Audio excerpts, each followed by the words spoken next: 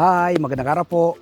Nandito po ngayon sa Bustos, Bulacan, dito po sa farm ni Sir Jeff De Vera. JNA Hydroponics method of farming. Dito po ngayon sa kanyang taniman ng suha. Kabisado niyo po ba yung suha? Kita niyo po ito, Ano pong masasabi niyo rito? Tingnan po, isang bugkos siya. 1, 2, 3, 4, 5, 5 po yung bunga. So hindi po hitik. Hitik na hitik ang bunga ng mga tanim na suha ni Sir Jeff. Sabi po niya, una, maganda po yung ang lupa dito po sa Bustos, Bulacan, full of nutrients. At nilalagyan po ng compost materials ni tatay. Si tatay po, tatay ni Jeff, 63 years old na. Pero still kicking and alive dahil ito pong kanyang taniman ng lupa na to sa harapang bahagi namin. Kaka-harvest lang siya po ang nagsasaka. So tingnan po natin ang mga tanim na suha ni Sir Jeff.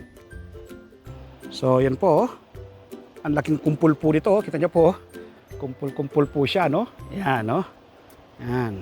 So yun, daming bunga, dito. Ayan. Dito pa. Ayan, dami rito. Ito, yan. Daming bunga. Yun. So yan po, mga tanim na suha. Dito po sa farm ni Sir Jeff.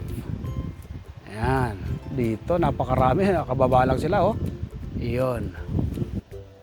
So abangan po ninyo, yung full episode na aking interview kay Sir Jeff De Vera sa June 9.